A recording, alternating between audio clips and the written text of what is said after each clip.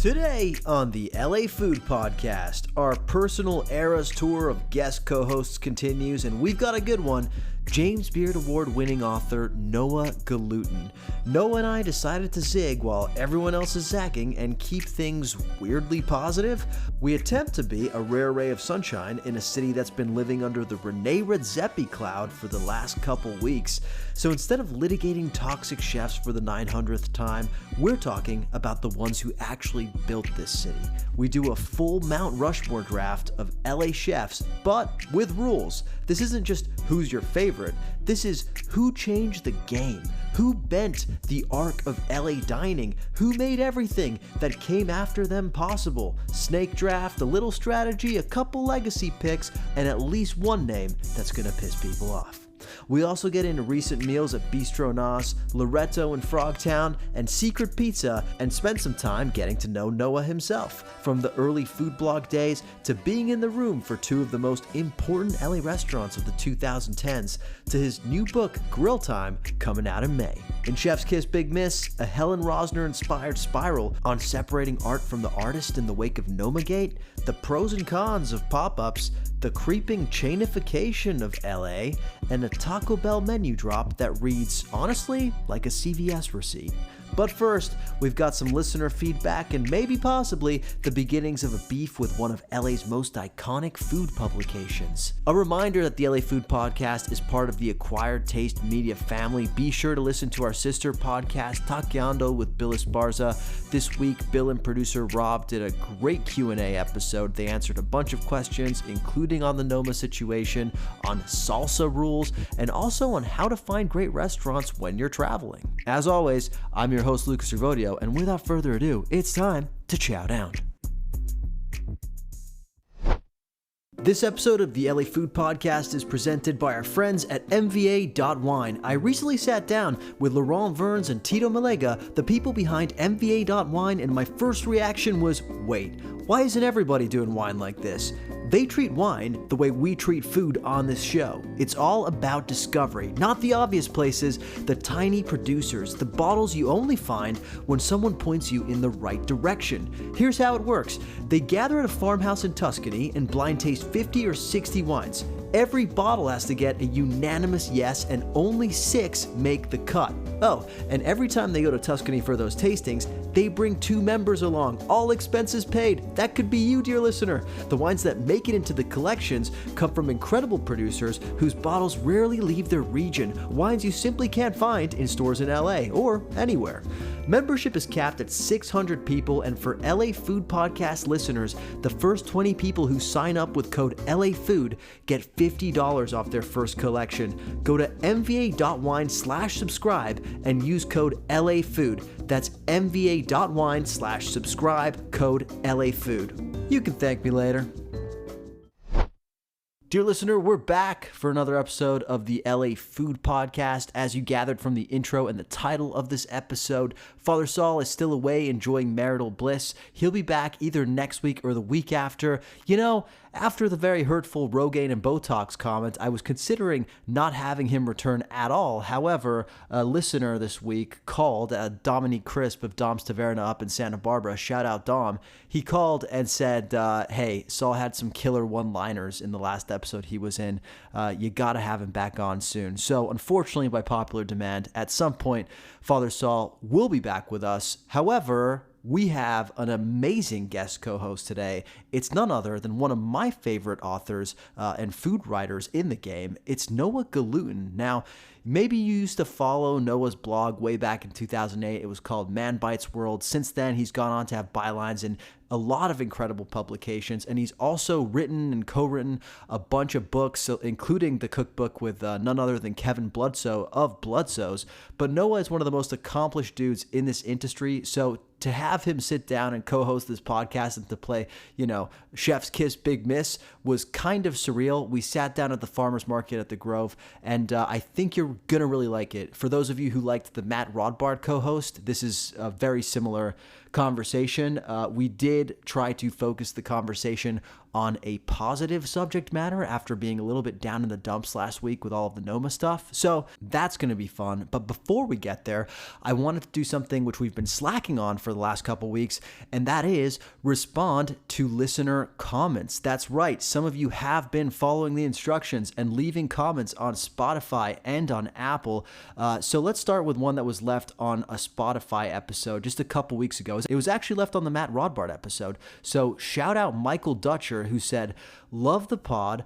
I always learn something new when I listen. Went to Celine, just amazing. Plus, MVA subscriber as well." Damn, Michael, you're not going to help me beat the charges that I'm paying people to leave these reviews, okay? I mean, MVA subscriber, we love to hear that. See, Michael is someone who clearly listened to the interview with Tito and Laurent of MVA and heard the value that that program brings to people who enjoy discovering new wines. So shout out, Michael. Also, glad you enjoyed Celine. I'd be interested to know, did you go to Celine because of us, or were you planning to go and you just happened to agree with us? Either way, love that you loved it. Let us know what you think about that mustard leaf course. Next comment is on the latest episode that we left last week, the one about Nomagate in LA that Karen and I recorded. It's from FJL and Cruiser on Spotify. I hope I didn't butcher that handle. Here's the comment. I just listened to the Noma discussion. Regarding Jason Ignacio White, he was at the protest on Wednesday holding a sign that said, "Noma broke me." I would love to ask him why he stayed there as long as he did. He was there for 5 years, I believe. He was the head of fermentation. That's a huge position at Noma. I find it extremely hard to imagine that someone qualified to hold that job didn't have other options. So I wonder why he stayed long enough to be broken.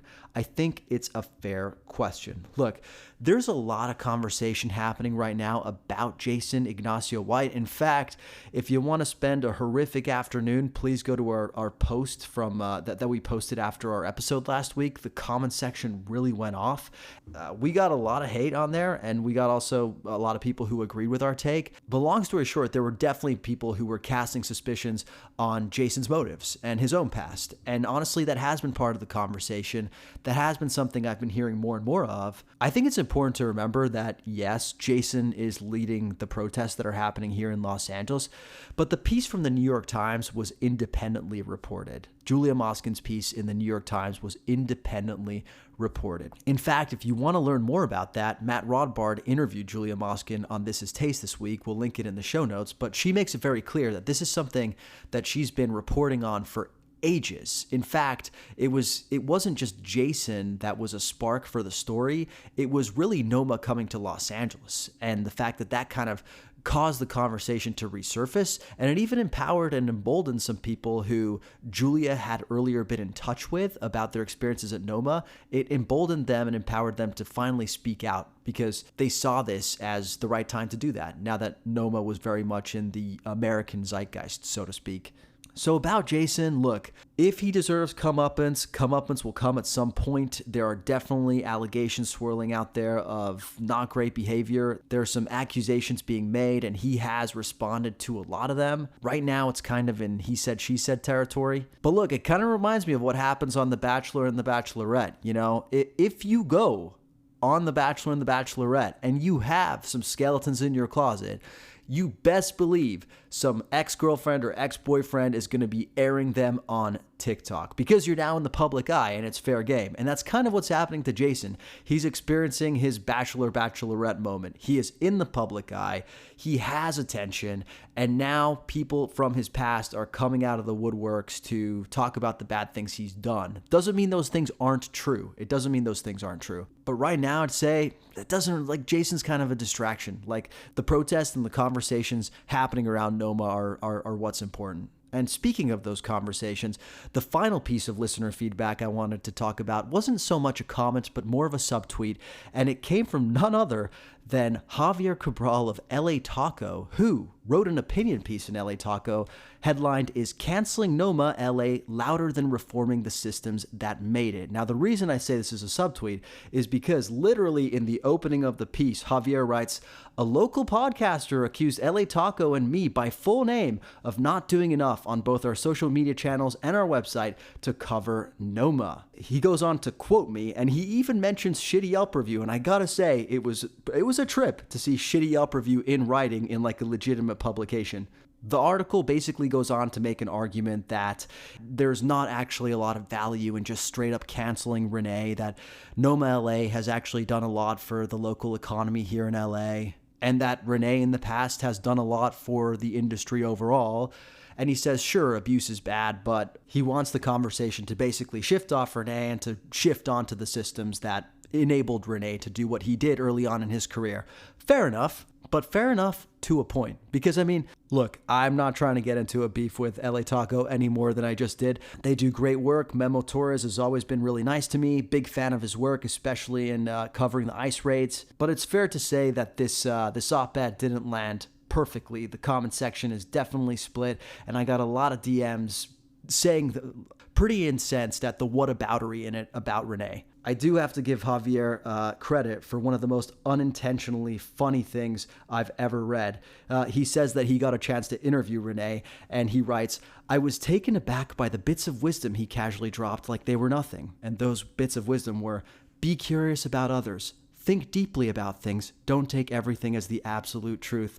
Look to your future self. What questions can you ask now to plan for the best version of yourself? I texted Father Saul this, and he responded, bro, high as fuck hearing this and thinking René is like the Dalai Lama.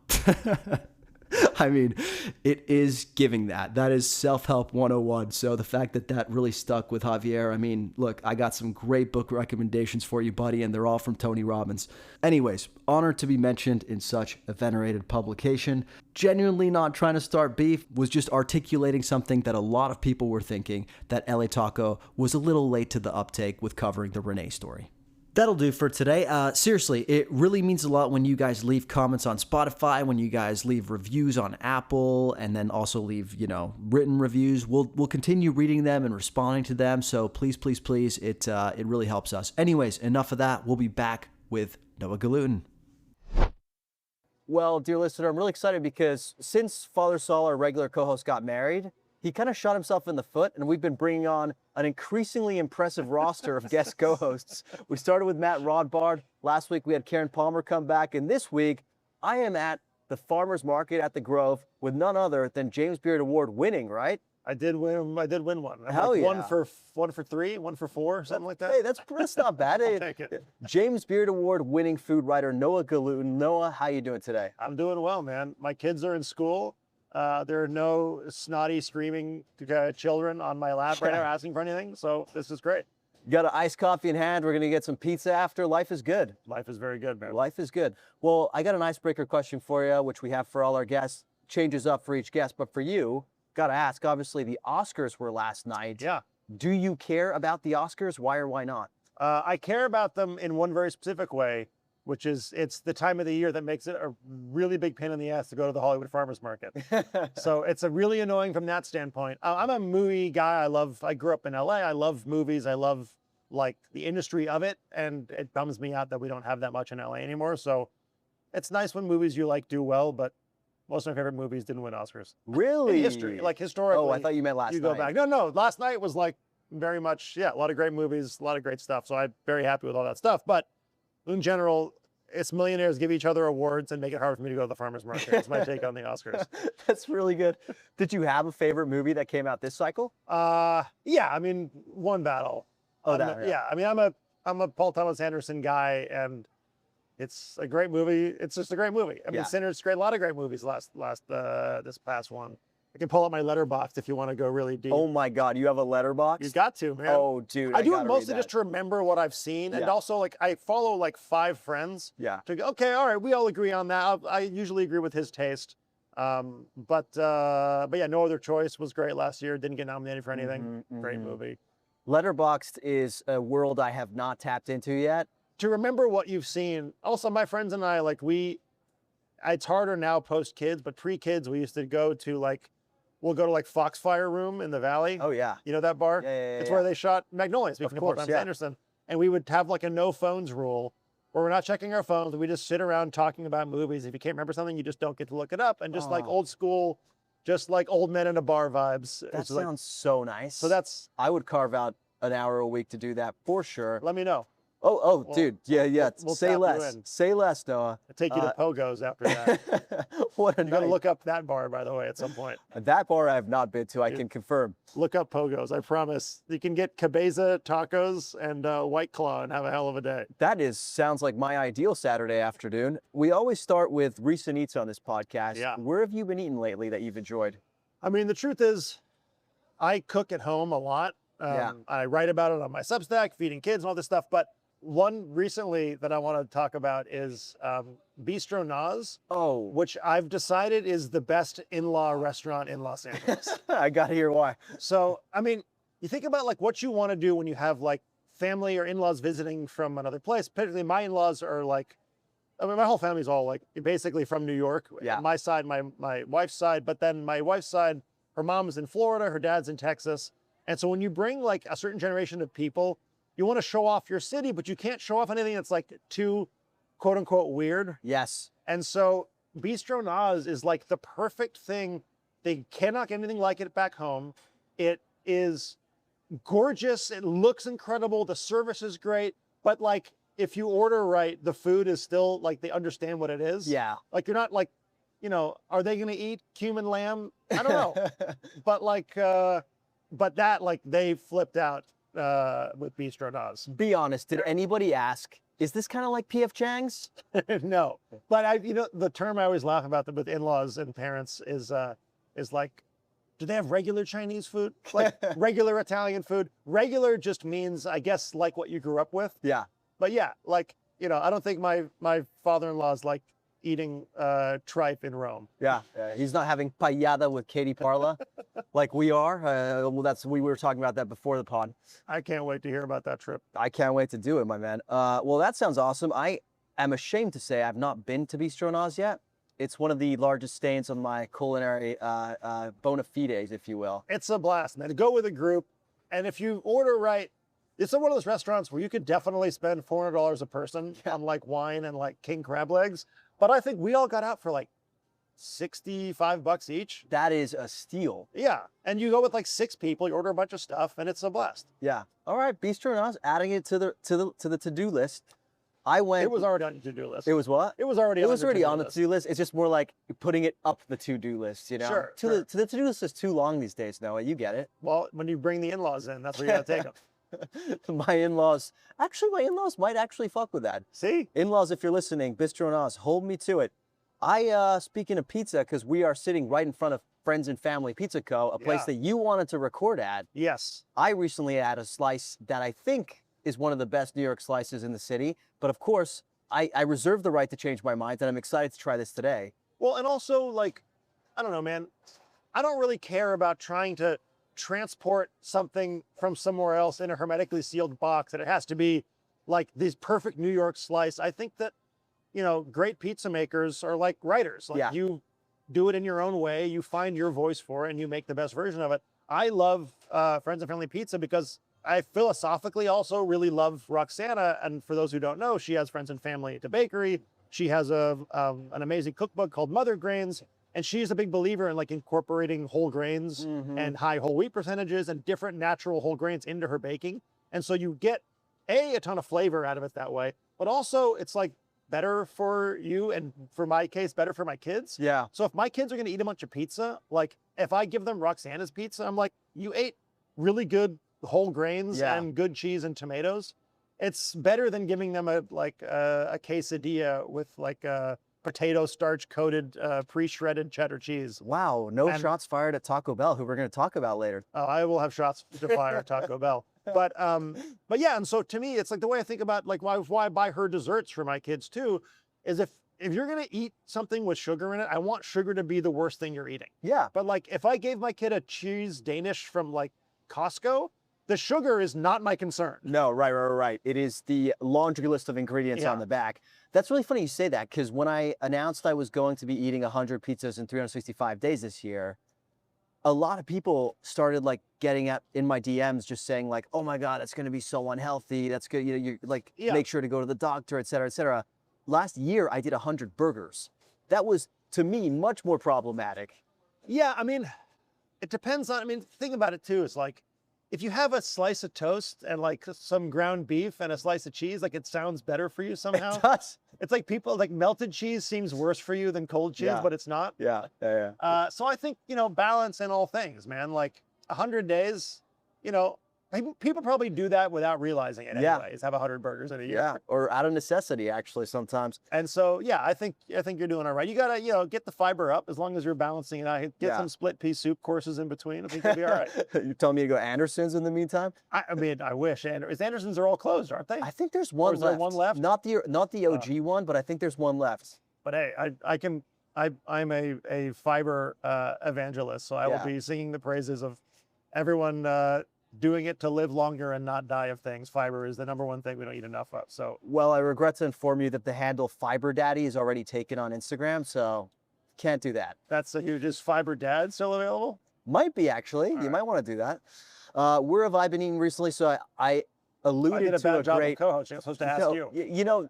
our regular co-host never asks me questions either, so you're actually doing a perfect job. Perfect. So the pizza I had, which I really love, is Secret Pizza in El Sereno. Oh yeah, I've been wanting to check that out. I've not been yet. It's really damn good. I had it for the first time 5 years ago when they were still serving their pizza out of the Hollywood apartment where the guy used to live. Wow. He was making these like New Jersey style, he calls them, pizzas out of his oven. Yeah. And they were coming out great. Then he got like a full operation brick and mortar, and they've only gotten better since then. It's out in El Sereno, so it's easy for us. We live in Glassell Park, so Oh yeah. really great takeout option for us. You're a good area to fly around. You can do San Gabriel Valley. You can kind of Yes. pop all over. A lot of people are like, oh, it's not central enough, but it depends what your center of gravity is. Yeah. I mean, for I grew up in Santa Monica. Yeah. And my parents were they came from the East Coast, came to Santa Monica. You find the beach, the amazing weather. And then back then it was still kind of more hippie back then too. Yeah. And you're raised to believe that nothing good exists east of the 405. Yeah. Like Hollywood is the east side to my parents. Beverly Hills might be east side for you guys, right? Yeah. If you count the 405. Sometimes I see my in-laws more than my parents because my dad lives in Santa Monica and it's easier to fly into Burbank than it is to drive to the east side from Santa Monica. It's real, man. If I wasn't doing what I do, trying to eat at every place, I don't think I would see the ocean on at least bi-monthly basis, maybe. And also, I mean, how many great restaurants are there that actually are on the ocean? Damn. Almost Actually, none. on the ocean. With a real ocean view. I always laugh about it. It's the idea that you want to look at the ocean while you're eating fish that was not caught there. It'd be like if steakhouses were all in grass plains. Yeah, well, that's actually a conversation that was happening in Santa Barbara recently because they've got incredible seafood. Yeah. Yet my buddy Dominique Crisp just opened a restaurant, Dom's Taverna, up there. Okay. And his whole thing was, we just wanted to do a restaurant where you can actually get the seafood that is fished here in Santa Barbara. Yeah. And that, believe it or not, was an extremely rare thing before they opened. That's how I shop for seafood in LA is I go to the Hollywood Farmers Market. I go to Wild Local Seafood. Ben is this amazing fisherman who just kind of believes in doing things the right way. And it's local. You have a small selection at a time and you buy something awesome and you cook it that night. And it's twice as expensive as crappy, farm salmon, but it's way better. And maybe a can of tuna shouldn't cost 30 cents. Yeah, no, there is, the math is not mathing, as they say. Speaking of fish, the other restaurant I want to shout out is Loretto in Frogtown. Oh yeah. Have you been there? I've not been yet. Really great spot. And actually, I'm glad you haven't been because they've been open for approximately 3 or 4 years now. And I went when it first opened. And now I really feel like they're more dialed in than ever. I heard you talking to Adam Weisblatt on your Yeah. show about this. I always say to my wife, I go, why would I pay full price for them working out the kinks? Yes, exactly. That's why I'm I think there should be a moratorium. Maybe there will be, at least on this podcast, to passing judgment on a restaurant that's not been open at least a year. Yeah. Unless it's a Rick Bayless restaurant, then you're allowed to pass judgment immediately. You can pass judgment without even going, brother, on that one. That's what I did. Yeah. But no, this one, so the chef is, it's the group, they're a Mexico City-based group. They opened LA Cha Cha Cha in the Arts District, which had to close because of the ICE raids and all of that stuff that was happening. But Loretto has been going strong. Their other project, Santa Canela, this incredible bakery in Highland Park, has been going really strong. And I was really impressed by my meal there. The thing that kind of threw me for a loop, you might appreciate this, is they've added a couple handmade pastas to the menu at this Mexican restaurant. Yeah. So for example, they added a cavatelli, a nopal cavatelli, and they didn't just like saute some nopal and like throw them in with the pasta. The chef basically juices nopals and uses the water to make pasta. See, to me, I think that is more Italian than trying to imitate Rome in LA. 100%. And so that's how I feel about it. Like, you know, if you ever go to Mexico City, like Elena Regadas' restaurants. Yeah. Like, you can call it Mexican Italian if you want to. I think she's just a great cook who's just making delicious food. And I don't really care what you want to call it. Yeah, and happens to have pasta on the menu. Yeah. You know, that's one of the her most popular foods in the world. She also knows how to make that. Yeah. Way to go. Innovative business move, chef. So Loretto, you should go there definitely. Next, actually, pretty good in-law restaurant, I think. Because it's kind of like got a beautiful outdoor patio, but it's also got like a fun, sexy bar inside. Yeah. It can be kind of an all things to all people restaurant, this place. Not great for your dad in Santa Monica. Frogtown is a bit of a stretch. Well, we're not, we'll figure it out. He usually just comes over and I cook, and not usually. Because you got to see the kids, do all that stuff. Yeah. Well, hey, before we get into sort of the big deal of the day here today, I wanted for our listeners to get to know you a little bit because it's not every day we get someone like you to co-host. So you already alluded to the fact that you're a born and bred Angelino. Yeah, I mean, technically not born, but since I was like 2. Okay, so that counts. That's close enough. Where were you born? Born in Miami. My dad was a record producer for a long time, and he was working in Miami, and then moved to California, and yada yada yada. But yeah, I've been in basically moving around LA, various parts, Topanga, Santa Monica, Eagle Rock, but mostly Santa Monica.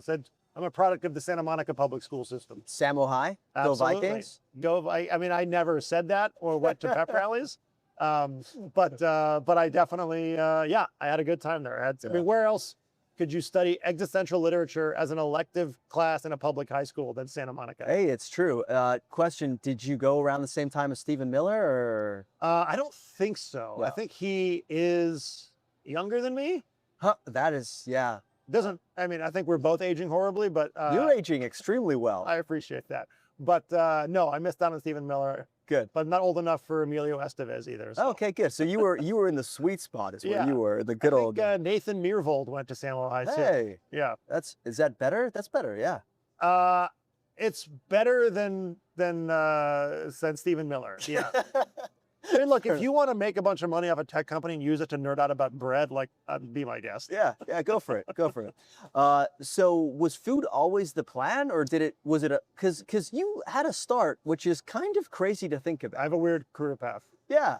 I actually wasn't aware of it until I started researching, because I've always just thought of you as like food writer extraordinaire. You had to go to like cookbooks. The third page of Google search to find this one, I feel like. I don't know how I found it, but it was like, I found the oldest article, and it was from 2008, and it had 3 words in it, and they were Man Bites World. Yeah.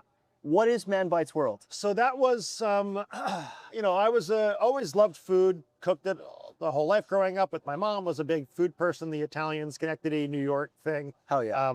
But yeah, and then I was always a writer first and foremost. And when I was had tried the playwriting thing in New York, was struggling to figure out a way to make it work, came back to LA, and wanted to sort of find a project to keep myself writing and doing something. And it's, I think you come back to LA and you kind of rediscover your own city, and you go and you're watching Anthony Bourdain on TV. I can't afford to travel like that. But I was like, I can kind of do that in LA itself. So the premise of this blog, it was like a limited engagement blog, was what if I tried to eat food from a different country every single day in Los Angeles? How many days in a row can you go till you run out of countries? Wow. And it ended up going, I think, 105 days. In a row you did this? Yeah. Crazy. And you're putting me to shame here, brother. Well, it's like what if early influencing, except not on camera and not monetizable? This was my goal. Hey, I'll tell you this for free. A lot of the shit we do is not monetizable either. But there's a path. Yeah, there's a path. Fair. But yeah, and sometimes and I would, and I got to do like local radio and stuff. I think in the way that they have like, this guy has the world's largest rubber band ball. Like, look at this freak. But I ended up like going on KCRW, and people would call in, and like a guy invited me to his house to have like, I don't remember which one that was, but like some certain cuisines you can't find in restaurants. I know from the article, I think it was Slovakian. Oh yeah. Yeah. So I had Slovakian food there, and found somebody called in and told me about Tashkent Produce in the valley to go eat Uzbek food out of like a deli in the back. Wow. Still there, by the way. Hit up Tashkent Produce for your Uzbek desires. Good to know. And yeah, and so from that, it just kind of led to Amy Scattergood, the old editor of LA Weekly and eventually the LA Times food section. She liked my writing and hired me to write for them. Back then it was $40 a post for blog posts. So you have to like I think it's subsidize. it's gone lower since then, I think. It's changing for sure. But LA Weekly is not doing great. But yeah, and then just kind of fell into that side of it. So that sort of led me down the food writing path, and then would write for other little publications here and there. And then waiting tables and bartending because food blogging did not pay very well. And then that kind of led me down the chef path in its own weird way too. Because you've also helped open restaurants. Yeah, I was the opening chef of Bloodsoe's Barbecue on La Brea. Crazy. And so, yeah, I was a fan of Bloodsoe's, went for the first time again, white kid from Santa Monica. He thinks that, barbecued chicken is a grilled chicken breast with Casey masterpiece on top. And I go to Bloodsoe's Barbecue in Compton and my mind is blown by brisket and collard greens and all this stuff. And I interviewed Kev for LA Weekly. And it was like a big successful article they loved. And I was talking to my buddy James Starr, who opened the Golden State and Prime Pizza now and Koufax and all that stuff. And I was like, you should be able to eat this food and drink a beer and watch a game in LA proper. And so we kind of talked to Kev about doing something together. He kind of was like, yeah, sure thing, whatever. I'm going to my granny's 90th birthday party in Corsicana, Texas. Y'all should roll. Corsicana, Texas. So we bought plane tickets and showed up. Like, 3 white guys show up at the Martin Luther King Community Center in Corsicana, Texas for Granny's 90th birthday party.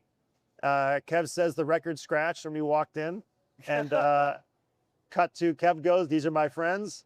Be real nice to them." And then at 3 o'clock in the morning, I was drinking corn rye and singing Sam Cooke songs with old women. And we kind of agreed to work together. And I was going to be the general manager, but I want to learn the business. So I started working in Compton. I would go in there at 4 in the morning, cleaning collards, peeling potatoes, kind of learning the business.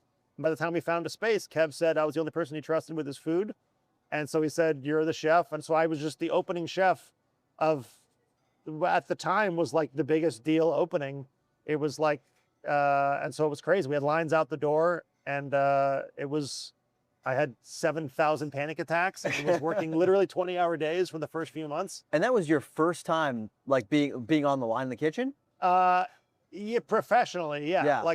So I went from like no experience. I mean, I worked did prep at Bloodsoe's and stuff. Yeah. But this is a whole different operation. I had a special on the menu at the Golden State when I was waiting tables there, which got That counts for something. it got but I would come in and prep it. It was like a braised pulled pork. So I ended up on Diners, Drive-Ins, and Oh, Dives. no way. Guy Fieri himself? Guy Fieri himself approved of my beer braised pulled pork sandwich. Did he call it off the chain or dynamite? I actually don't remember, Huh. but look, he punched my ticket to Flavortown, so you got to appreciate that. He did. And so and so then we just kind of opened, and it was crazy, and I learned a ton on the fly. And Kev is now like one of my dearest friends, and we're still working together. We wrote a James Beard Award-winning book together, or we're making a barbecue show for Taste Made called Barbecue Smokeout now together. We just got picked up for more episodes. But yeah, so I went down this crazy path doing that.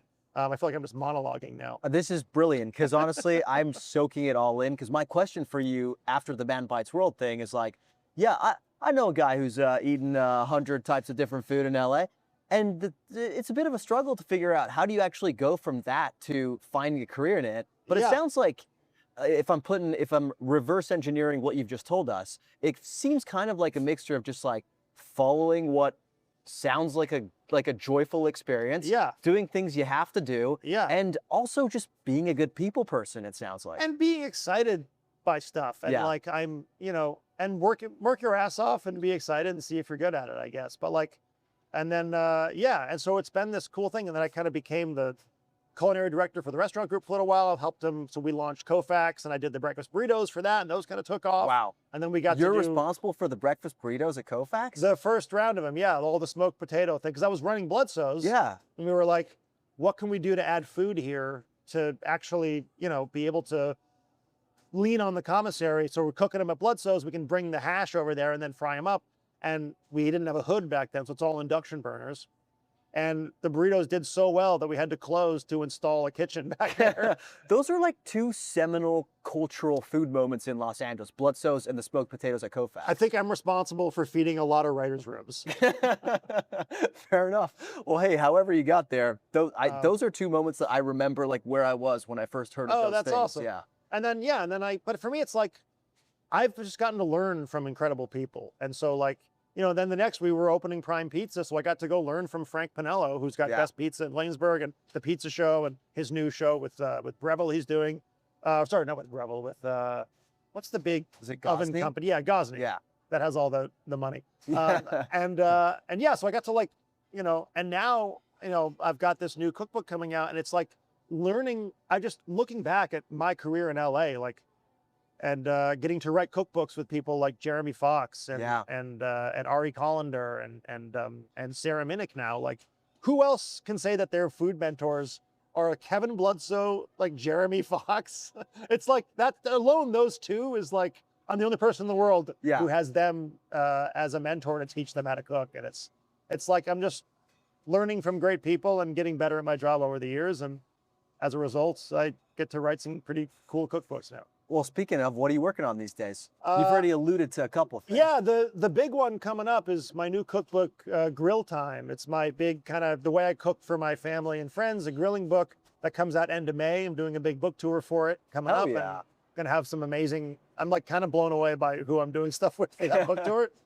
Can you give us any teasers? Yeah, I would announce it at some point, but like, I'm doing one with like Aaron Franklin in Austin. Wow. And I'm doing with Renee Erickson in Seattle and Ann Kim in Minneapolis and just all these like legends and people I just adore who I've gotten to know over the years. And like, yeah, so I get to do stuff like that with like Jeff and Badr Lau in Oklahoma City. Wow. And it's just like, Do you need an assistant for this tour? Just asking for if you want to make content and pay your own way and give me the content, you're 100% in. 100%. Okay, I've heard of worse deals in the world. But anyway, yeah, that book's available for pre-order now. If you want to support Now Serving, they're the best. That's our local bookstore here in LA, and you can pre-order signed copies to them. But it's just a super fun, it's a grilling book. That's everything from like vegetarian stuff to like big weekend project, like bone-in 2-inch thick ribeyes that you reverse sear on the smoke side of a 2-sided grill. So you get like a smoke reverse sear and then finish on the hot side. So you get like the best of both worlds. And it can be done from an apartment? If you have a grill, like you buy a Weber grill, you put outside. Like it's all it needs is like a regular ass grill, and you can put like there's some great grills out there. I use the PK grill, which is an old American company that makes an incredible, like it'll last you for 100 years. Wow, that's amazing. Good. They don't make them like that anymore. Those guys still do it, man. I guess they do. Well, fascinating stuff, Noah. We'll put all of that in the show notes. Now, for the big deal of the day, last week we talked about some pretty downer stuff, which was the Noma stuff, obviously. Yeah. This week, I was wanting to do something a little bit more upbeat that celebrated our culinary community. Sure. And I was thrilled when I was playing soccer on Saturday morning, and in between scrimmages, I looked down on my phone, and you've suggested an amazing idea. Yeah. Which is to do the culinary Mount Rushmore of Los Angeles. Yeah. Something that somehow we have never done on this podcast, which is ironic because you in your text said, this is so Bill Simmons ringer coded. Yeah. And we've literally been accused of just ripping everything they do. Well, should we do it as a snake draft? Is that? Yeah, let's do it as a I'm snake. joking. Well, hey, we could. I don't think he likes snake drafts, actually. He prefers bid drafts. But yeah, I was texting with somebody, actually with Sarah Minnick, who I'm writing this pizza book with, about somebody as chef in LA, and we were talking about just like the amount of influence, and I kind of got me thinking about that as an idea. And I was like, oh, that's feels like perfect podcast fodder. Oh yeah, it's absolutely perfect. Okay, so my list is all chef only. Okay, I agree. Well, so that was a question for you. I was like, should we go chef or at chef and writer? But I agree. Let's keep it chefs. Right, because we know who the one writer is. Yeah. It would be obviously Bill Addison. Yeah. I love Bill. I love Bill too. By the way, my wife and I were at dinner, sitting at a sushi bar, talking to this really nice couple. Had a lovely chat the whole time. Nobody talked about what they did the entire time. And I was like, we should all hang out again. This is so lovely. And he gave me his card. It was Bill Addison. No way. I was like, oh, we've DM'd before about collard greens. Literally such a nice guy. The nicest guy. Yeah. Him and Sundafu were a blast. Yeah, I wish I'd come up with a better name for that joke. Alas, Bill caught shade on that one. I apologize. But yeah, obviously Jonathan Gold was a huge part of my learning about my own city. Yeah. I mean, I can only imagine too with Man Bites World, he was like very present back then. So absolutely, huge influence. All right, so we're gonna go. Okay, so I had to look this up because I'm not patriotic, believe it or not. But who the actual people are on it? No, I didn't even care about that. I was just wondering how many there are. So I was like, is it 4 or 5? And then yes, it is 4 until of course Trump adds himself. There are 4 figures on Mount Rushmore. So we're gonna do 4 figures. And I think what we should do is we should each give 4 figures, but we should go 1 for 1. Yep. And if you use it, I can't use it. Okay. Oh. So that then we can have the listeners decide who has the better Mount Rushmore. Okay. Okay. But that means you could take some of mine. So I need to have backup options. No, I won't take any of yours. If you've used it, yes, exactly. Right. So yeah. All right. Yeah. So I got to be strategic about what order I put them in. Exactly. So who's your number 1 pick? Now you're really ringer gamifying. Oh, this is ringer as fuck right now. Well, I'm going to start with this one because it was the basis of this conversation that I was texting with actually Sarah Minnick about, is Nancy Silverton. And the reason is I think that not only is she obviously a massive influence on the LA restaurant scene, and her restaurants are legendary and going back to like the, Campanile, Mark Peel days and all that stuff. Yeah. But also a fun fact that I think she's underrated for her influence.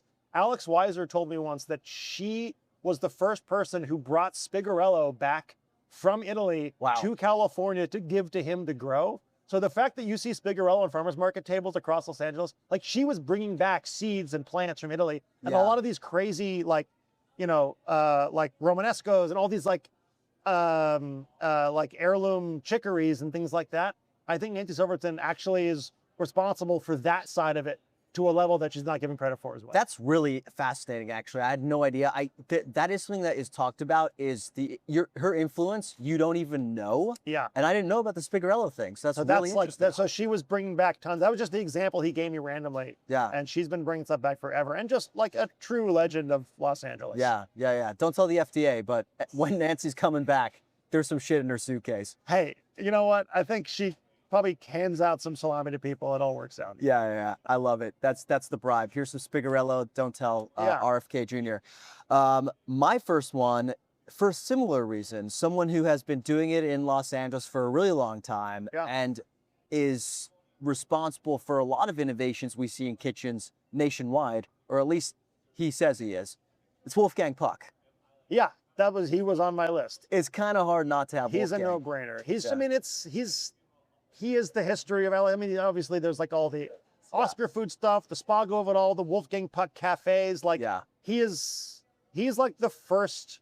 Is he the first celebrity chef? He was what Celebrity Chef was named after. Yeah. Was Wolfgang Puck. Yeah. And plus it's like, open kitchen. It's also fancy pizzas. Yep. That's kind of like his thing, So, I mean, have you reviewed the smoked salmon pizza yet? I did back in 2021. I'll go back. I'll go back. You know what? I had it though when I interviewed him in 2024, and it's a solid pizza. He knows what he's doing. He's absolutely on. He's on LA Mount Rushmore. He has to be. Yeah, he has to be. He's a definite lock to me. Not to influence the voting, but he's a lock. Hey, so far I think we've both started with 2 great locks, Nancy and Wolfgang. Yep. Okay, who you got next? This is to me another no-brainer lock. It's Nobu Matsuhisa. Oh, I didn't have him, but you're right. I mean, he has maybe influenced the way that people eat in Los Angeles more than anybody else. You're not wrong. At the very least, in terms of just how much fucking sushi people eat here. It's true. And the amount of the sugarfish stuff, like all that comes from his influence. Well, and just Nobu in general, it's one of those names. It's like Kleenex. Putting a slice of Serrano on a piece of fish. It's from Peru, but he went there. But it's also like, it's the same with Kleenex, where it's like, now it's synonymous with an entire way of doing sushi around the world. So, absolutely. Yeah. That's like, and there's 10 billion Nobus in the world now. Like he's obviously nailing it and doing something special, but I think he's affected. Have you been to the original Matsuhisa ever? I have. I actually have a funny story about the original Matsuhisa. Oh, yeah? It was a mainstay of my wife's and her family when they were growing up. It was like a special occasion. We're going there for our birthdays. Yeah. First year we're dating, we go to Matsuhisa for our birthday with our parents. And we're running late, but my wife's parents are waiting next to another couple to get in. And all these paparazzi show up and start firing photos of the other couple, right? Yeah. My mother-in-law has absolutely no idea who any celebrity is, so Yep. she goes, but she also has balls of steel, that lady. Yeah. And she just goes up to the person and is like, That's what you hey, want. are you famous? Like, I know they're not taking pictures of me. It was Emmy Rossum from Shameless. Oh, Yeah. Which is pretty good LA celebrity sighting, but I just have What to applaud. accent were you doing? Where are your in-laws from? She's actually from Baltimore, but Okay. when we imitate her, we always make her sound like a yenta or something. Okay. Yeah. So, All right. anyways, that's my Matsuhisa story, but Hey. classic spot. Good place. Yeah. Been around forever for a reason. So my second person on my list, maybe it was somebody who was on yours as well. Got to go Roy Choi. He is definitely a heavy-hitting candidate. Yeah. From the very least, like influenced the food truck craze Yeah. in LA, which I still have like conflicting feelings about. Well, it's just like remember like everybody opened a food truck. Yeah. And it was like white people slowly discovering that it's a lot of work and you don't make Yeah. that much money. It's like, yeah, maybe your mac and cheese truck does not need to exist when we already have like, like there's like El Chato is better. Hey, I will not tolerate mac and cheese truck slander on this podcast. I love that spot. I'm no, saying I'm talking about the grilled cheese truck, actually. Yeah. Sure. No, yeah. No, but you're absolutely right. And it was almost like the Uberification of food. Yeah. You know, like when apps started, it was like, it's like Uber for toilet paper. Yeah, except if they didn't have incredibly deep pockets and not care about making money. Yeah. And they were just building a growth system. Yeah. So Roy Choi, 100%. I think it was also just, to me, like he took like something that people knew about Los Angeles, that it was like a street food capital. Yeah. And he kind of like Anthony Bourdainified it, you know, across the country. For sure. He like elevated that reputation that we have. Yeah. And it kind of opened the door for people to come in and check out all the other places Jonathan Gold was writing about across the nation. So to me, Roy Choi, I can see why some people wouldn't put him on the Mount Rushmore, but certainly for the last 10 years, 15 years, he's made a case. 100%. Yeah. And like my wife and I play a game called Guess Every Item guess an item that's on every single gastropub menu in America. No way. And it's like, it's like flatbread pizza. Yeah. Where there's always like some kind of like a quote unquote Asian wing that they or would list. bulgogi tacos, dude. Yeah, there's always like a Roy Choi influence of somebody like doing a bad version of his food on a gastropub menu. My wife and I play the same game, but we do it with new Los Angeles restaurants. Yes. And she's like, guess the menu item as I'm driving. Yeah. And I'll be like, Little Gem salad, check. Yep. Hamachi crudo, check. Yep. So yeah. Yeah. It's a fun game. It's those ones kill me. All right, Little who's Gems your number are hot. 3? I'm gonna go with Suzanne Goen, I like it. who is, to me, was the first person to really express true seasonal California cooking in the way that she did. Like her book, Sunday Suppers at Luke's, is like the tome for, I think it might be the first book that was like successful that really showed you like that you're shopping seasonally and you're cooking different things different times of the year. Yeah. And obviously like her restaurants are legendary, like the Obamas eat there, it's like, and she is also like the nicest person in the world, has these incredible, like her coaching tree is pretty legendary. Yeah. So I think like, I know you're a basketball guy too. So we I can, am. so yeah, I think like She's Spolstra in this, she's got Spolstra. So then Nancy is Pat Riley. Yeah, exactly. Yeah, because she's off her tree, right? Mhm, Yeah. Yeah, exactly. I love it. I think Suzanne is one of the greats for sure. Underappreciated in this day and age, I think, especially since Luke closed. Yeah. People are like, oh, you got to have a humming restaurant in order to be on that level. I disagree. And she's just, and she also like you influence like crazy. Like, I don't eat at Wolfgang Puck in an airport, but I still appreciate the Wolfgang Puck influence. For sure. LA. Yeah, we can respect the greats, Yeah. Okay, the next one, you might call me out for cheating because it's actually 2, Okay. but they're kind of inseparable. Uh-huh. And that's John and Vinny. Yeah. The reason I'm adding them is because Animal and what Animal did for that type of fine dining, its impact expanded way beyond Los Angeles. Yeah. And it kind of made it cool to like have the fanciest restaurant in your city be this kind of rock and roll, no tablecloths type thing. Yeah. So to me, it's not so much like the John and Vinny's of it. it's the animal of it Yeah. and the animal effect. That was a huge deal, man. I used to work across the street from Animal in the early days at Golden State, Oh yeah. and we would wrap up and blast over and sit at the bar and or sit at a table and just grab a quick and John would come out and be like, this is this like lamb that Alex Weiser said only ate apples, so we made a tartare. Here, check it out. It's just like, those kind of things, those early LA restaurants. When I have a business partner who says that the way to judge a restaurant is how often the owner's there. Oh, nice. And so early days of those great places when those guys are there, Yeah. like the early Salt Secure days is one of my favorite steakhouses ever. Where those guys are just there cooking behind the counter and just involved and tied in. There's nothing like that with early in their career hitting their stride chef like that is a cool thing. They also might make more money than anybody in the world at catering.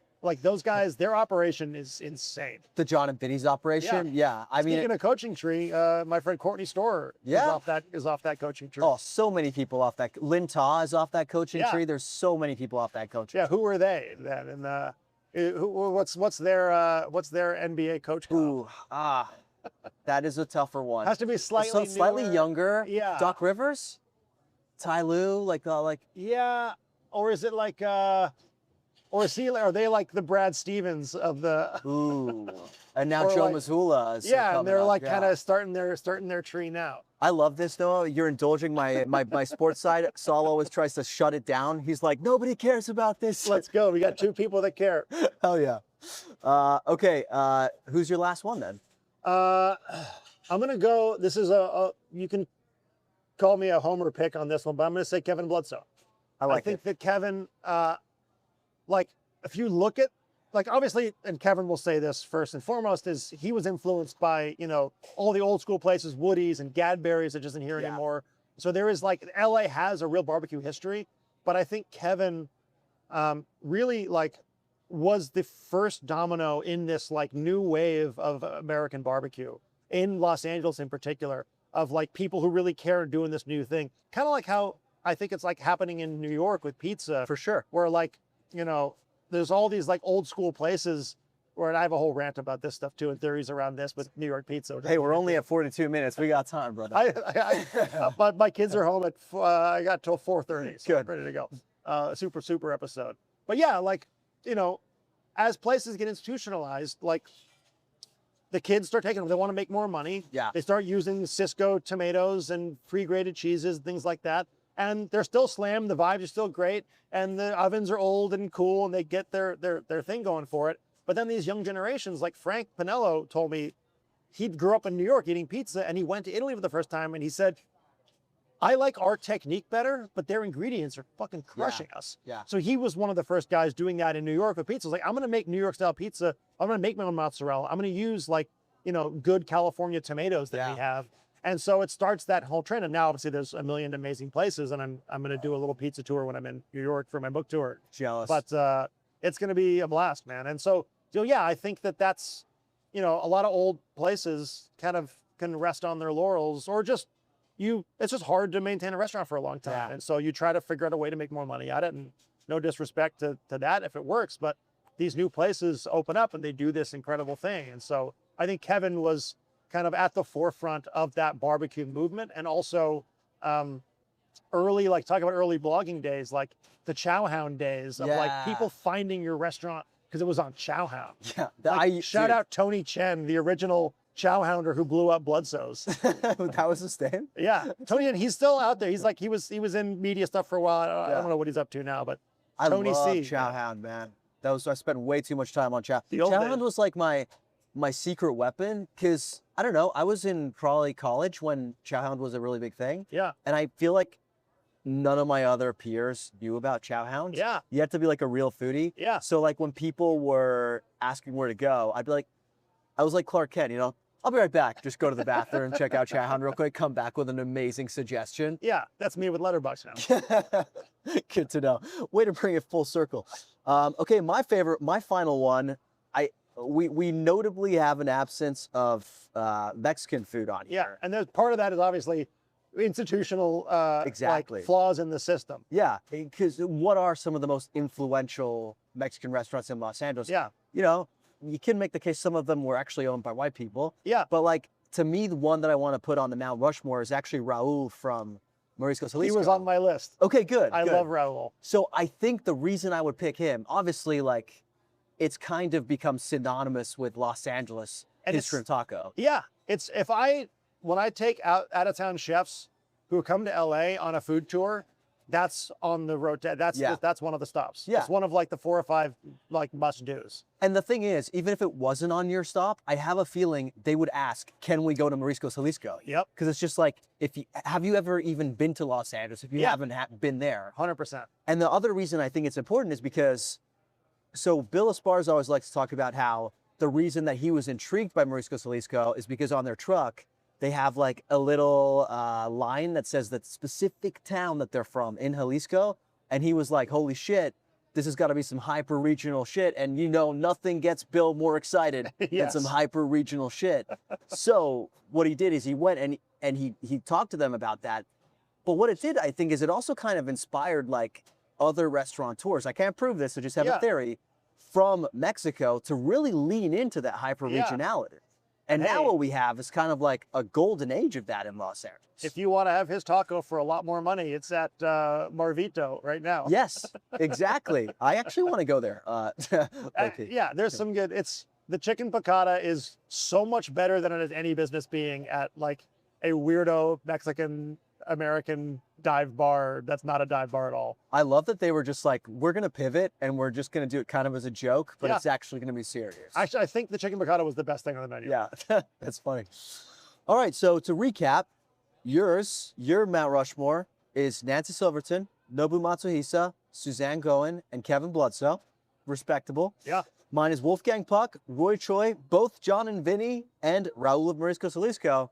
Dear listener, now it's up to you. Let us know in the comments who you think is better. But I think what we basically illustrated is it's really fucking hard to make a Mount Rushmore in Los Angeles. It's tough. Yeah. But yeah, I think there are a few locks. Yeah. And then the rest is all fun and debate. Yeah, yeah.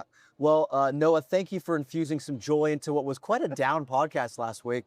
Are you down for our trademark segment of Chef's Kiss Big Miss before we wrap? Let's do it. All right. The New Yorker's Helen Rosner weighed in on Nomagate, basically answering the question of whether you can separate the art from the artist. Rosner concludes that Noma's culinary achievements remain meaningful even as the allegations against René Redzepi force a deeper reckoning with the restaurant's culture. Ultimately, she argues that while the art itself may endure, it cannot be understood separately from the labor conditions and power structures that produced it. She seemed to say you can separate the art from the artist, but only to a certain extent because the bad stuff is kind of integral to how the art got made.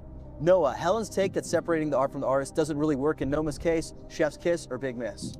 Yeah, it's Chef's Kiss. I mean, look, I don't know, anybody who's known people who've dealt with trauma and abuse, like, no fucking meal is good enough. Yeah. So, like, I kind of don't give a shit. Like, thank you for saying that. Yeah, like, I'm glad you're, and look, I've been to Noma in Copenhagen. I had some incredible meals. I've met some people that worked there, and they were really awesome people. And the answer is no, you can never separate, like, the art from there. There's amazing art that I love that, like, On the Waterfront's a good movie. Yeah. Like, that's, Elia Kazan, not probably the best guy. And so there's, that's part of it. If you watch, Goodwill Hunting and the Miramax logo comes up, that's now affecting the way you're watching that movie. So regardless, like, it is tied together and it will be forever. Yeah. If you forget about it and you just want to go and eat a good meal and don't care, that's totally your prerogative. But yeah, that is how it works. Context affects flavor. Yeah. And it goes in all sorts of ways. And it can be negative or positive. Yeah, I think that's really important because we posted a video on our conversation last week and the comment section was wild. Oh, It was 4chan level wild. And there were just people on there, so many people making the argument of like, well, what have you ever accomplished in life? Fair. Yeah. But also they were like, this man has gotten such amazing success. But I loved Helen's point because it was like, yes, this isn't necessarily like, oh, Kanye makes sick beats. Yeah. I don't like what he says on the internet, so I can separate the two.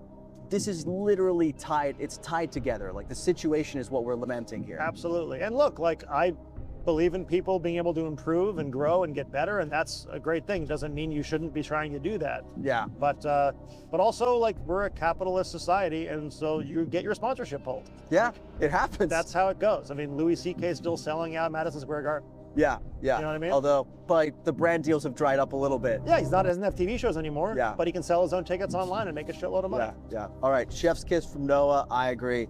Next one, Bill Addison, who we've already talked about, nicest guy ever, highlights Bruce, a buzzy Los Angeles pop-up created by former Horses chefs Brittany Ha, Hannah Grubba, and Alex Riley after the restaurant abruptly closed.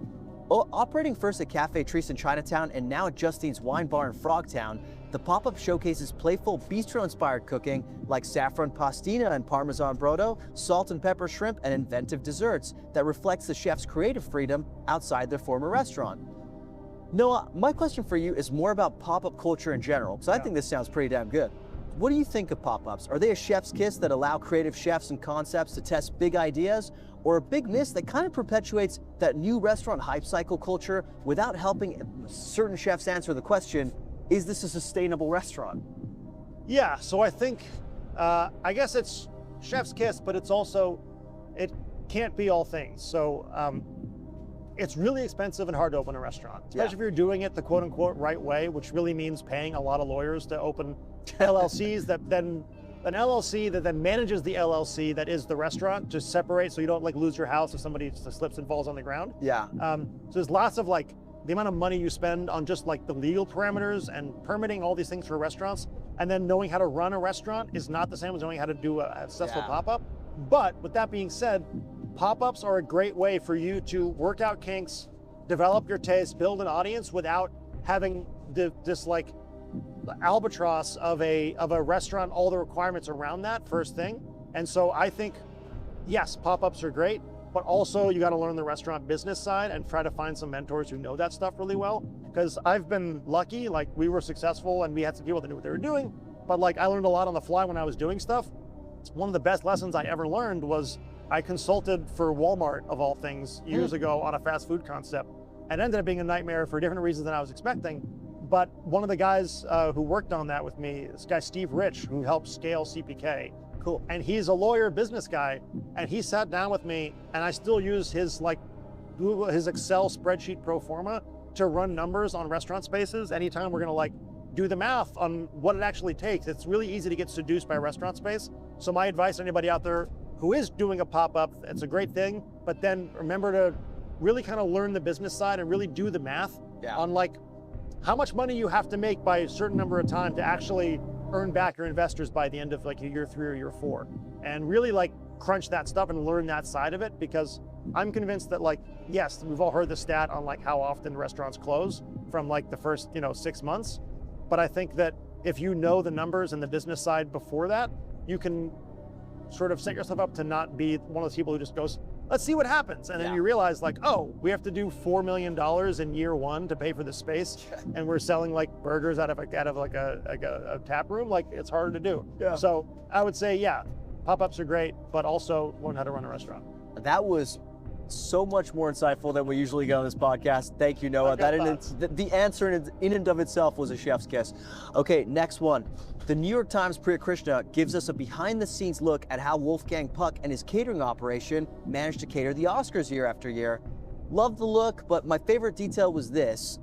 From the piece, Priya writes, once Mr. Puck brought a certain comedic actor to the kitchen during the party who began to toss breadcrumbs atop various dishes, said Byron Puck, one of Mr. Puck's sons and the president of Wolfgang Puck Dining Group. The minute he left, we had to flip the kitchen in 3 minutes and reset and toss out all the food. Noah, celebs cosplaying as chefs at the Oscars instead of leaving it to the pros. Chef's kiss or big miss? I mean, big miss. Get the fuck out of it. What are we doing here? We're all at work. We're trying to like make you guys food. It's so hard. Their job is so hard. Yeah. And if he was not getting laughs too, then that's even worse. That is so, oh my God. Can you imagine if it was bombing as well? It's just brutal. So yeah, I think, come on. Unless like you're filming it for content and it's built into it and they're getting paid for being on camera, like there's no reason. We're all at work here. I couldn't agree more. Big miss. Get the fuck out of the kitchen. Next one, friend of the pod, Mona Holmes reports that Very Thai, a major Taiwan-based restaurant brand from Tai Tong Food and Beverage Group, has opened its first U.S. location at Westfield Century City in Los Angeles, marking the start of a broader U.S. expansion planned for 2026 and beyond. Noah, my question for you is actually one we've explored on the pod, but I'm interested in your take. It seems to me that more and more of LA's big restaurant openings are global brands opening U.S. locations rather than new homegrown concepts. Not always, but it seems to be a trend. Yeah. Is that a chef's kiss for the city's food culture that underscores what a desirable global destination we are? Or is it a big miss that starts to make everything feel a little bit chainy? It's a big miss for me, and not just in Los Angeles, just for the world. I'm a big believer in like the VC ification of the world is ruining everything that we love and care about in this world. And so like, and so look, Din Tai Fung is great. Yeah. People that nail it, like congratulations, you're doing a great job, that's great. But in general, I want small businesses to be entrepreneurs and come up with cool things. I want local restaurants. I don't want when you try to get investment now, a lot of times, if you go certain paths, they're gonna ask you for your restaurant, what's the path to like 15x growth? What's the path to 10 locations? What's the path to all this stuff? When can we bring in VCs and pour gas on the fire? And like, this is not, any shade to any people who are doing this stuff, because I totally get it. And if I were in their shoes, I might end up doing the same thing, because you're trying to, not be broke and live above your dad's pizzeria for your entire life. But like, if you walk down like Ventura Place in Studio City, it's like upper middle class outdoor mall. It's like whatever it is, like the 5th Gigiata, it's the 2nd Jones on 3rd, the 4 millionth Fata Morgana, the 2nd Prince Street Pizza. Yeah. It's like, and people want this kind of idea of like a curated experience, but it's an outdoor mall, man. It's the thing that the things I love about restaurants are not that. And look, I've got friends like, Prime Pizza's expanding like crazy, and they do amazing work, and I want them to send their kids to the nicest schools. And I get that, and people who are good at it, and they use sourdough starter in their dough, and that's an amazing thing. But like, in general, in the world, I think that the world is a better place when the goal is to, not have the path to success, meaning how do we make a bunch of billionaires more money? Yeah. And so that's, to me, like, if I ever open a restaurant again, my goal is to open a neighborhood place that I want to be able to go to on a regular basis, and I hopefully will never open more of them. So you want to open the second Max and Helen's, is what you're saying? Yeah, exactly. Hey, I literally was listening to that, just being like, preach. I love it, because I can't agree more. I feel like every neighborhood feels the exact same after a while. But with that same token, we need to do a better job in this state, in this city, of making it easier for small businesses to get open and running. Because now it's like, to get that money to get open and be able to make a real living is harder and harder. And so pulling back, it's same thing with our film industry. Like, let's actually make LA a place that's incentivize them to make the things that we love about this place. Yeah. And it's a thing I think about a lot. Like when the ICE raid stuff was going on, not to bring us into a downer again, but I was like, without immigrant culture, I don't think LA has culture anymore. Yeah. We don't have a film industry anymore. We barely have beaches, because they're all like filled with toxic runoff from the fires. Like, if the idea that that we're then trying to deport like our greatest citizens who work their ass off and make the culture what it is, like, if you try to list me what are the 10 best restaurants in Los Angeles, I'm pretty sure 9 of them are not by white people. 100%. The way you just described Los Angeles, it feels like we're in the middle of a rebuild and we're selling off all our assets so we can get a good spot in the draft. We're tanking Los Angeles is what we're doing. Yeah, we're tanking though, but the system is not incentivized for us to tank. Yeah, there's no draft. Yeah, it's just tanking. It's like early Clippers days. We're just like, if we hit the minimum salary requirement, can we make more money? Yeah. And it bums me out. Sad. All right, last one for you, Noah. Speaking of major brands that are VC backed, At its annual Live Más Live event held at the Hollywood Palladium, Taco Bell unveiled more than 20 new menu items for 2026, including savory additions like Diablo Dusted Crispy Chicken Nuggets, Doritos Cool Ranch Dusted Nuggets, Cheesy G Sliders, Mexican Pizza Empanadas, and a Cantina Chicken Mexican Pizza with jalapeno citrus salsa. Doesn't stop there though. They also introduced bold desserts such as the Creme Brulee Crunchwrap Slider, Mountain Dew Baja Midnight Pie, and a Milk Bar Birthday Cake Empanada. Noah, Creme Brulee Crunchwrap Sliders, Chef's Kiss or Big Miss? What do you think my answer is? Considering how much of this episode has been spent on talking about natural ingredients in sourdough starter, I think you're gonna fucking love this one. I am so out on this. I'll never taste it. I'll never find out what happens. I will say, when I was hungover or drunk in college, that was my fast food choice, was Taco Bell. Yeah. I was like a Mexican pizza and a 7-layer burrito guy. Hell yeah. Or a double-decker taco.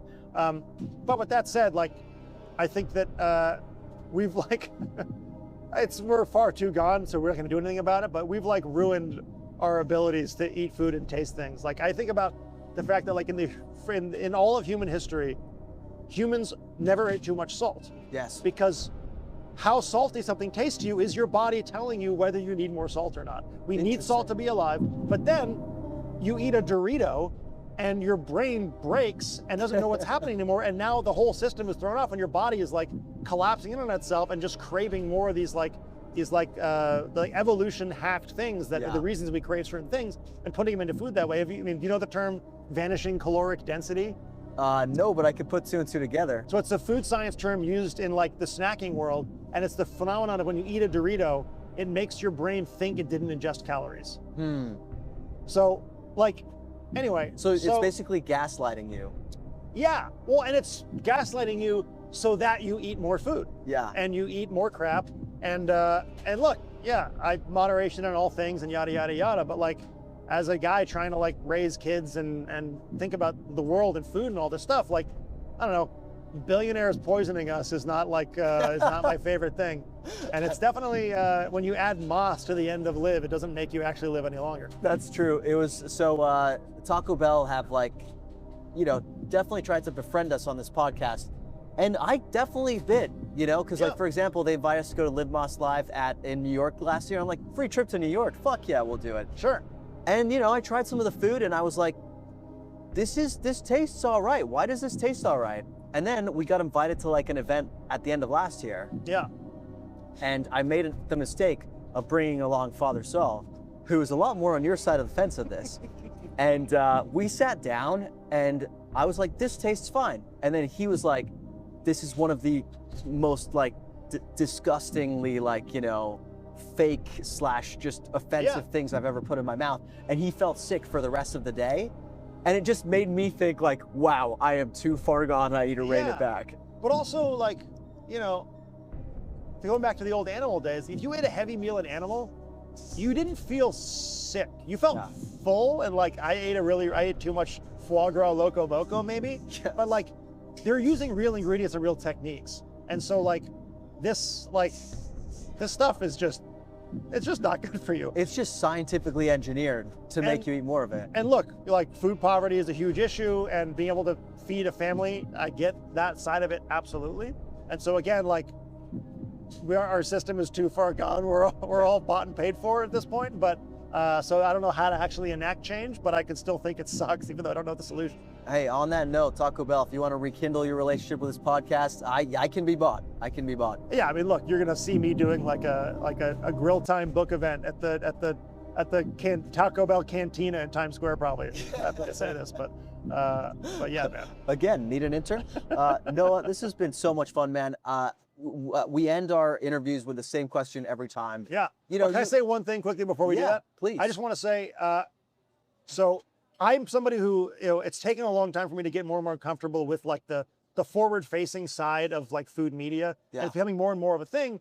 And there's so many people trying to do this like influencer, talking to the camera, like stuff, Instagram, like taking a video of yourself in front of a restaurant thing. And it's really hard to actually differentiate yourself and stand out, and you're doing a really great job. And like, you can tell by the people who come on your show and the people who are willing to do stuff with you that like you're kind of fighting the good fight and doing it in a good way. And so while watching Instagram Reels makes my brain melt, you are doing a very good job on it. I really appreciate that, man. It means a lot. I do try to do things a little bit differently, and that's probably why I'm the one who has a podcast, because I like to talk. So yeah. Which pizza is the best when you squeeze it and then hold it out toward the camera? Ooh, I actually am dropping a review today where there was some squeezing action going on. I'll tell you that for free. But that was just because, have you ever had a pizza where like you pick it up and all the toppings slide off? Yeah, I had one of those. It's like raclette. Yes, it was. I should have said that in the review, but I had to squeeze that one together just to get it in my mouth. Basically. That's a bummer. Noah, it's been an absolute pleasure. Last question for you. I kind of already asked you the Mount Rushmore question, where you've been eating recently. So we're gonna do a little bit of a twist on this. Okay. What are your 3 essential LA restaurants? So I'm gonna give you my list. I'm gonna cheat it a little bit because like essential, I'm gonna give you the 3 that are actually I think the most essential to me. I love that. Essential to Noah. Yeah, and so I'm gonna try to do places that maybe don't get shouted out that much on the show either. Number 1 is salsa and beer. Oh hell yeah! Particularly salsa and beer. Number 2. Why? It's because everyone's very particular about which one they go to. I've only been to that one and I love it. I'll never go anywhere else. Fair enough. I love it. And like, when else can you like? I've literally watched the NBA draft while eating bean dip with my friends and drinking a bunch of beers. And I've also brought my kids there for lunch. Yeah. Like it's also, if you have kids in LA and you want to take them out to eat, don't go to white restaurants. Go to Mexican and Korean restaurants. That is the best thing in the world. You want to go to a place where everyone who works there is stoked that your kids are there. Yeah. Like if you go to a white restaurant, everyone's annoyed that your kids are there. So pissed. They're so pissed. Salsa and beer, they're like, we have 17 high chairs. How many do you want? Everyone's stoked. The servers are like pinching my daughter's cheek. Same thing with like we go to like Lawson Tofu House a lot with the kids. It's big tables. Anyway, so number 1 is salsa and beer. I love it. It's I think the best restaurant in LA if you actually wanted to drink liquor and eat Mexican food. I can confirm that has never been shouted out on this podcast. So congrats. Yeah. It's amazing how there's not, and the food comes out unbelievably fast.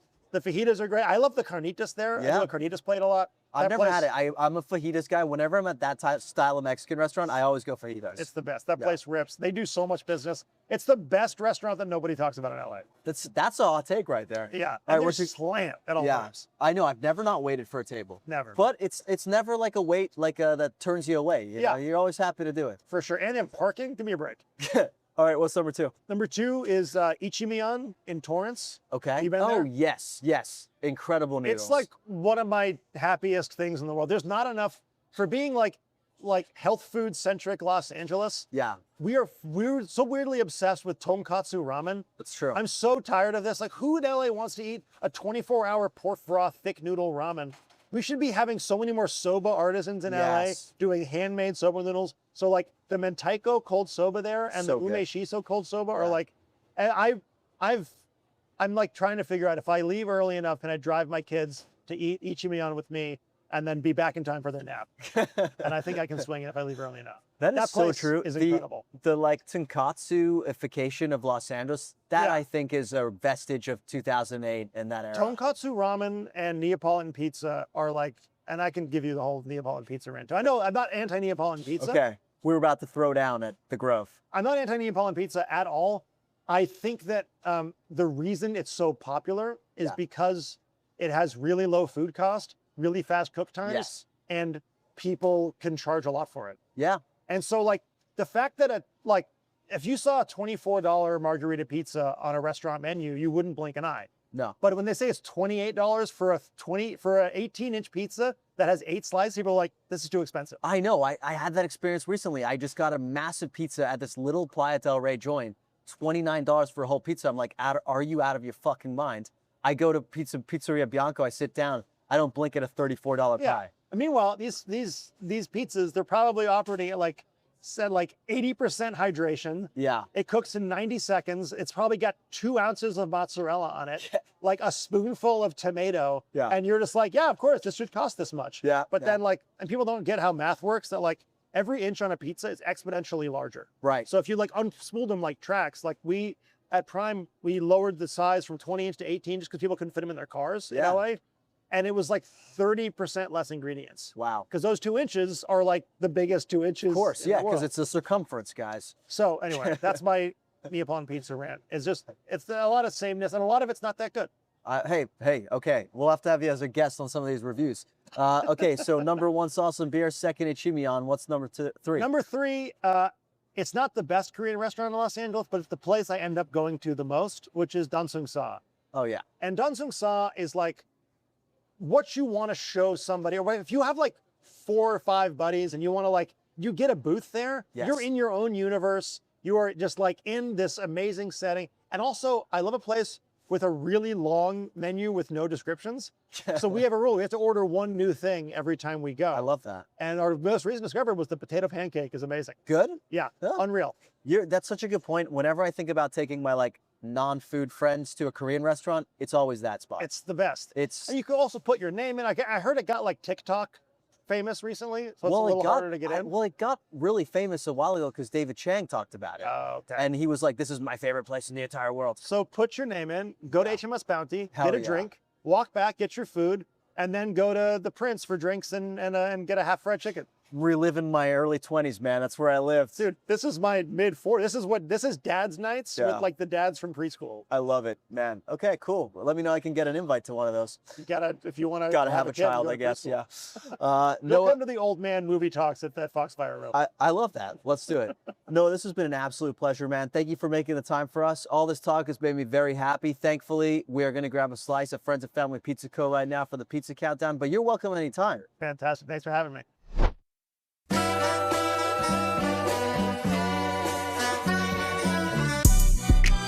Thanks for listening to another episode of the LA Food Podcast. Thanks to our guests for making the time for us.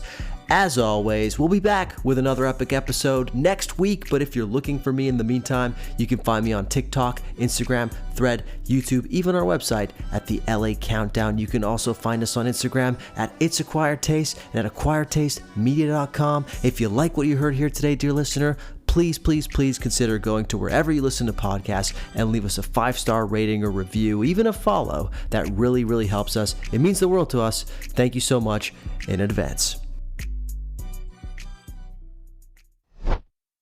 Before we wrap, a quick reminder that this episode was brought to you by our friends at mva.wine. If you want to learn more, go back and listen to episode 167 of this podcast dated February 27th of 2026, where I sat down with the founders. They really give you a look inside why this is a special place to find and drink your wine. If you want to discover some truly incredible wines you won't find at stores, check them out at mva.wine/subscribe and use code LAFood for $50 off your first collection. And remember, that offer is only for the first 20 listeners. Let's drink together, dear listener. Enjoy.